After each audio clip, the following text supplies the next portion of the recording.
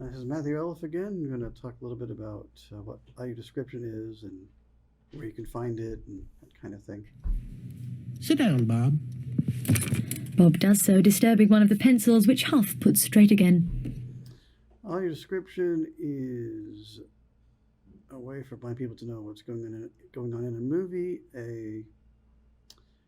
On the movie or TV show, a narrator will describe to you what's happening in the scene. They might read off subtitles. They would read off credits, what costumes, what the scene looks like, facial expressions, all non-visual things. Like if someone's fighting somebody or. The chicken's jaw drops. Peter jumps through the window at the chicken. They begin throwing a series of punches at one another. The chicken lands 2 upward kicks. Peter chases the chicken up the stairs of a highway overpass. Peter grabs his legs and the chicken falls. Peter throws a series of punches at the chicken. The chicken pecks back at Peter. Peter hits the chicken off of a highway overpass onto a moving box truck. The chicken waves and smiles. Or if they're speeding down a road and they almost hit a car, that kind of thing. That's what it's for. It can be very useful. Otherwise, you're not quite sure what's going on in something. But that's in a nutshell, basically.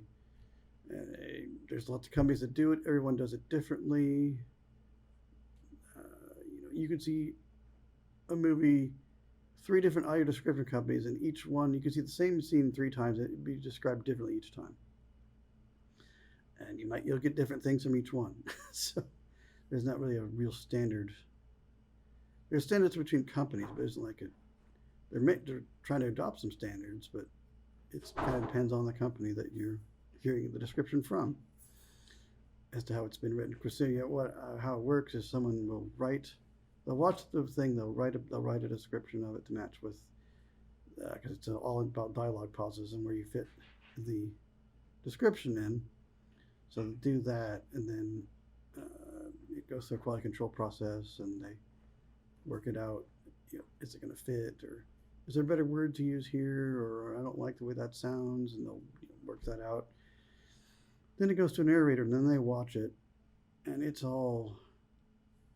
got it written down where to insert everything. It's all time coded, and that's where they insert themselves, and they try to go all at once.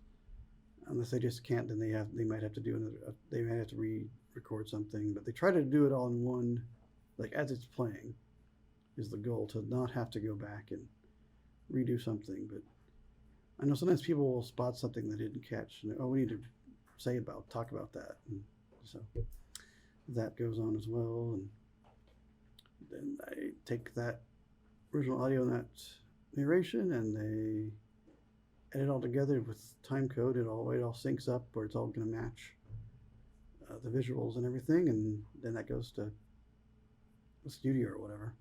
The studio pays for it. I thought it was the companies paid for it, but no, it's the studio. So I found later on that it's the studio that actually pays for this.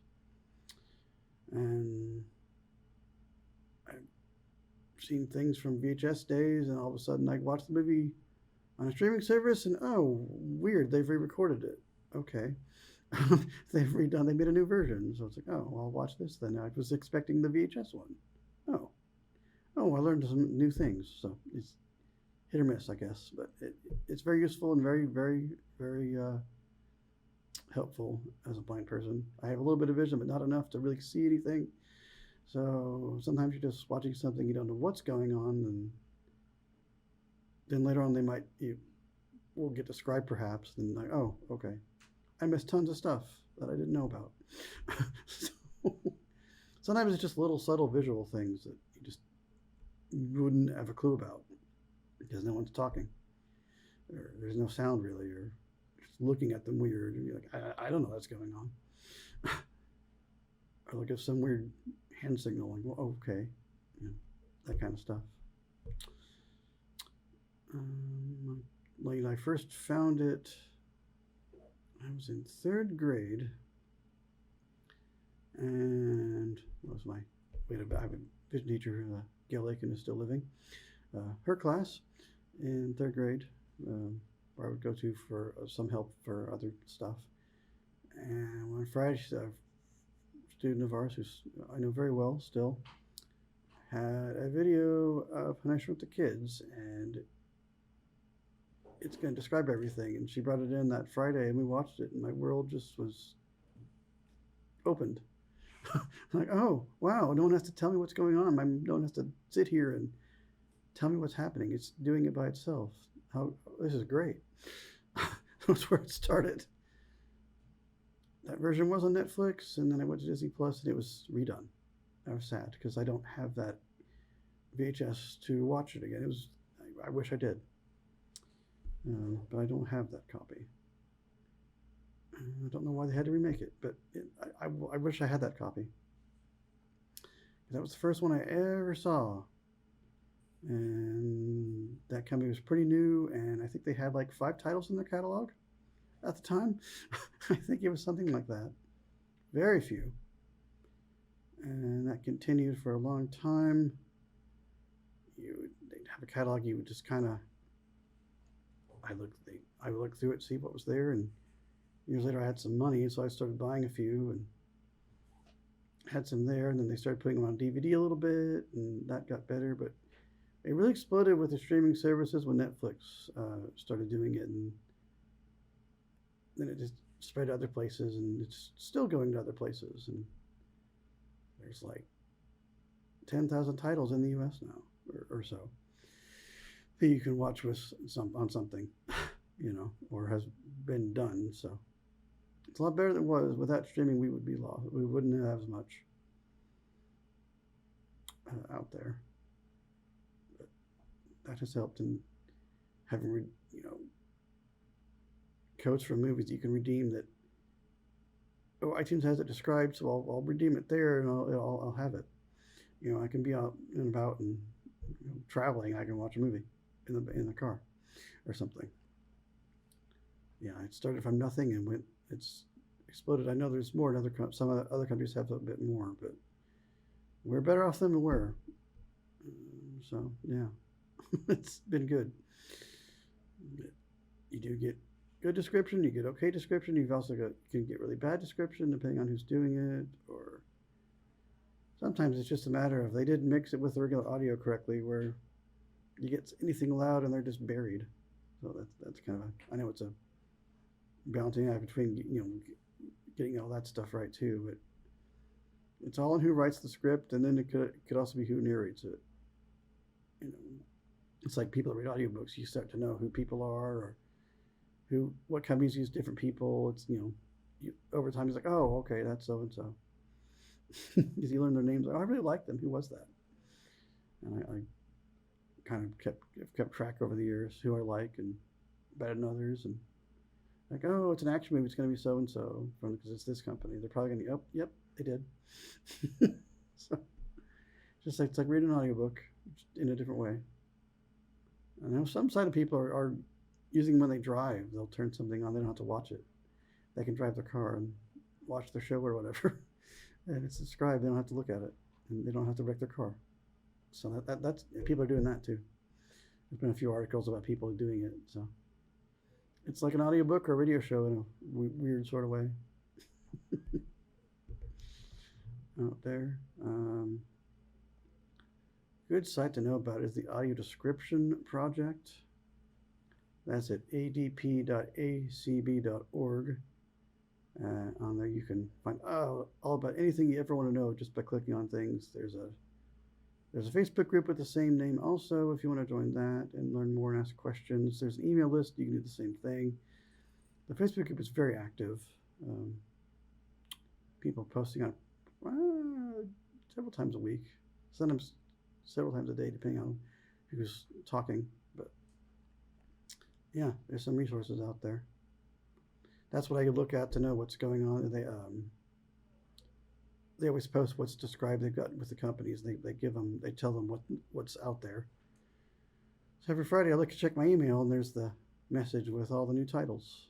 Well, sometimes it's on Saturday if he gets busy, or I know sometimes he's on vacation. It's like, oh, I wish there was a list this week, but he's on vacation. I'll have to wait, or just poke at something and see if it works. But so much better than it was like 30 years ago. Yeah, so much more out there. And they are going back and doing older stuff too, which is nice. Some are. But all the new stuff is probably going to have it. You're more likely it's going to be on, you know, the new movie's going to have it somewhere. And probably in the theater. That's a whole different setup. I can maybe talk about that later, or I guess I can go through it briefly. You go to a theater. Usually, you have to tell me want something to hear it described. There's a few configurations. The one I like the best, it's just a like over-the-ear headset, nothing attached to it. It's battery powered, and you have three. You have a switch on the right side of it. It's a like a up and down toggle switch. In the bottom, it's off. In the middle, it's for the hearing impaired audio where it's louder, it's amplified. Up on the top position is the audio description, and it just comes on and works. You can also go to another theater and you will just sync up with that movie. Yes, I've done that. It's fun. And the employer's like, oh, I didn't know it did that. Oh, cool. So, you can do that. The system I don't like as well, that one is used by Alamo. I'm talking about the good system and other theaters that have that system. I don't know what it's called. Well, the one I like less is used by like Regal and AMC. I think it's Fidelio. I think it is. The person has to like open it up. They have to somehow tell it, I want it described, but they have to give it the theater number also of what movie you're watching. So you have to tell them what are you going to go see. They have to go tell them what it is, and then they have to put that in there. Usually it's right, but a lot of times it's not. It won't work at all.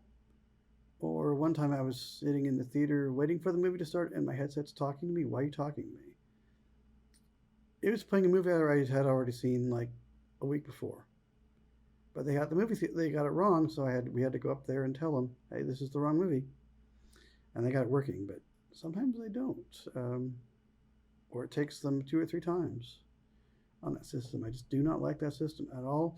It also cuts out for no reason in critical sections when you don't want it to do that. You're just sitting there, it's cutting out. Regal was the worst when we had that one. It also sounds like you're on a dial-up internet connection by its audio, and it hums like crazy. You have to turn it up really loud on their provided headsets. I bought my own and bring my own over-the-ear headsets that are nice and loud, and I can just put it in one ear and have the other out because it's just, you can't hear a word if it gets loud. AMC is slightly better. It at least is not as compressed. It doesn't hum like theirs, and it doesn't break up as much. But it's that same system. I just don't. I don't care for it. It's too much error going on. But that other system just works. Yeah, there's some static in it, but it works every time. As long as the batteries work and they've got the equipment working right, it works. There are some apps that do it, but that's kind of hit or miss if you're going to have the title available. And one of them, last I checked, would delete it a lot. I haven't tried it lately, but it was behind a bit. So you weren't quite in sync with the movie. It was a little off. So they'd be talking and they'd be describing it. And it was like 30 seconds before that was what they were supposed to be talking about. But I'll have to try that app again. And see if it works or not. But yeah, it's a thing I'm glad is out there, but I guess some things could always use improvement and be expanded on, but we're so much better than we were 30 years ago or more. So it started in, I think, 88 or so in this country by WGBH in Boston, which is who put out that video I was talking about earlier. They're still around. They still do a lot of stuff.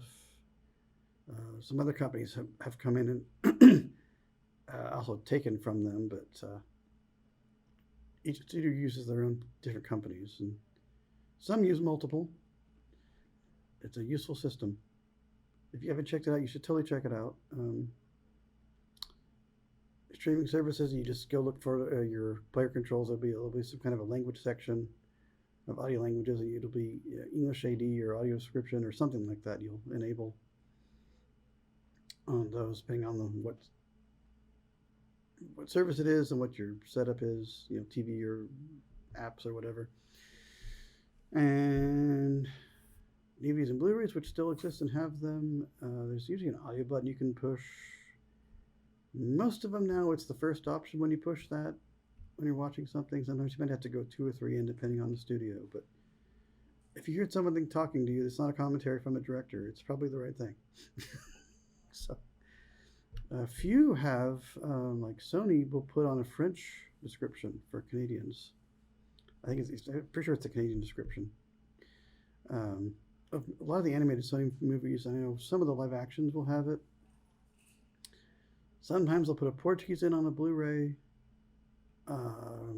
Mortal Kombat, the new one, had the English description here, had the UK one, and it had the one in German, which I had never seen before. I know some of the 4Ks will do that, but I don't have a 4K player. But yeah, I was so shocked when there's like 3 tracks of audio description on this thing. Wow, I need to watch the British one at some point. But I didn't expect that. Usually you get one and you get other languages, but getting 2 or even 3 is very, very rare. It's a nice bonus when they put that in. Like, oh, cool. There's another language on here. And I did get one from a Netflix studio.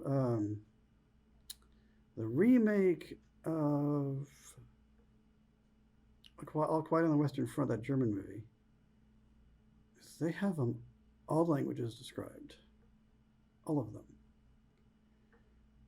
And I think the regular tracks are first, then they've grouped them all after. It was a really weird setup, but it works, I guess. But I was like, what is going on? It took me like a while to figure it out, what was happening. But that was a nice bonus on that disc. Yeah. It's a UK English, but that's fine. But everything else Spanish had a track, French had a track, and German had a track described, and like Italian and stuff. I was like, oh wow. No matter what language you were speaking, they just took them all off Netflix and threw them on the disc, which I had not seen before. I had another one from them, and it was not that way. But that one was. And yeah, Netflix is good about doing other language, AD, or audio description. Apple TV Plus does it for everything. Like everything it's described or has a language dub for everything that they've got it on. So you can watch the movie in whatever language you speak that they have. There's like 9 of them, depending on what it is. Some languages have more on an animated movie because more countries will dub those. Not as many do the live action stuff. Most will subtitle, but there are few that will dub it. But so you make it more for an animated movie on a streaming service like that than you would on a regular movie. Disney Plus does a little bit of that. I think they're about the only ones that do that with any regularity that I know of. Examples of good audio description. A carrot-nosed coal-eyed snowman shuffles up to a purple flower peeping out of deep snow.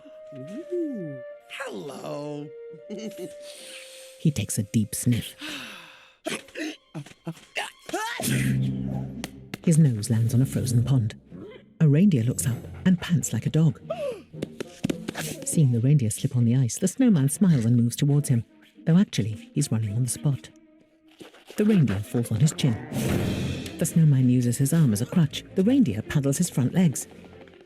Head over heels, the snowman crawls along the ice. The reindeer does the breaststroke. The snowman rolls his body, but flips onto his back. The reindeer's tongue sticks to the ice.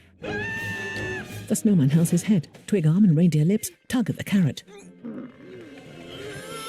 The carrot flies off and lands in soft snow. The reindeer goes after it with Snowman and his body parts hanging on his tail. Oh. He looks directly into the camera. Yeah, she should have got. and She signs should. that people talk way Yeah, too Tansy fucking Alexander much should have in this gotten paid city. overtime He for this walks because on. like In animation, an old woman walks her dogs in front of the Arconia. At many floors, Charles stands at his window. Steve. Examples of bad audio description. They look concerned. well, that's helpful. They look One concerned. swoops down in taxi. See, he's bored. I mean, it's just there's nothing.